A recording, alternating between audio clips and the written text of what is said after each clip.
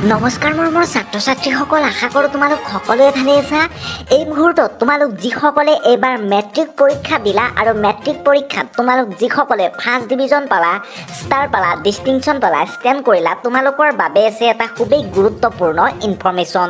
মই তোমালোকৰ বাবে এই ভিডিঅ'টো লৈ আনিছোঁ, গতিকে ভিডিঅ'টো শেষলৈকে চাবা। লগতে চেনেলত যদি তোমালোক নতুন হয়, চেনেলটো ছাবস্ক্ৰাইব কৰি এই চেনেলৰ একোজন মূল্যৱান সদস্য হ'বলৈ নেপাহৰিবা।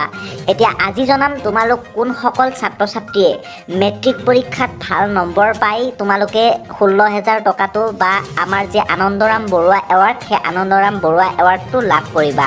গতিকে মন দি শেষলৈকে চাই থাকিবা। ছাত্ৰ ছাত্ৰীসকল, নিউজত ওলাইছিল কেইদিনমান আগত হিমন্ত চৰকাৰৰ কেবিনেটৰ গুৰুত্বপূৰ্ণ সিদ্ধান্ত, গাইপতি তোমালোকক 16,000কৈ টকা দিব আৰু লগতে উল্লেখ কৰিছিল প্ৰথম বিভাগত উত্তীৰ্ণ 22,565 গৰাকী ছাত্ৰ ছাত্ৰীক নগদ 16,000 টকাকৈ প্ৰদান কৰা হ'ব। এইখিনিতে তোমালোকে মন কৰিবা যে প্ৰথম বিভাগত উত্তীৰ্ণ হোৱা ছাত্ৰ ছাত্ৰীৰ সংখ্যা কিমান আছিল এই 2022 বৰ্ষত, আৰু তোমালোকৰ 22,565 গৰাকী সঁচাকৈ আছিল নেকি তোমালোকক মই জনাইছোঁ।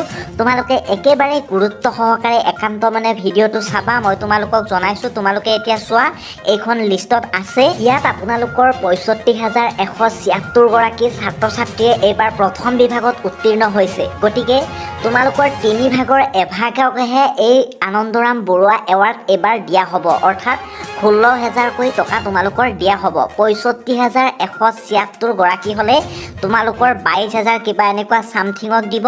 তোমালোকৰ 3 ভাগৰ এভাগকহে এইবাৰ আনন্দৰাম বৰুৱা এৱাৰ্ডটো দিয়া হ'ব। গতিকে তোমালোকে যদি 60% পাইছা, 70% পাইছা, 80% পাইছা, এয়া কেৱল ডিপেণ্ড হ'ব চৰকাৰৰ ওপৰত। গতিকে তোমালোকে হিচাপ কৰিবা তুমি কিমান পাৰ্চেণ্ট পালা আৰু তোমাতকৈ বেছি পোৱা পাৰ্চেণ্টৰ কিমান শতাংশ ল'ৰা ছোৱালী আছে, এও ওলাই যাব। গতিকে কমেও মোৰ হিচাপত ষ্টাৰ মাৰ্ক পোৱা সকলৰ পৰাহে চাগে তোমালোকৰ যি আনন্দৰাম বৰুৱা এৱাৰ্ড, সেই এৱাৰ্ড দিব চৰকাৰে, মোৰ ধাৰণা হিচাপত কৈছোঁ। গতিকে যদি ভাল লাগিলে ভিডিঅ'টো তোমালোকে শ্বেয়াৰ কৰিবা বন্ধু বান্ধৱীসকলৰ মাজলৈ। ইমানেই আছিল, ধন্যবাদ। জয় অসম।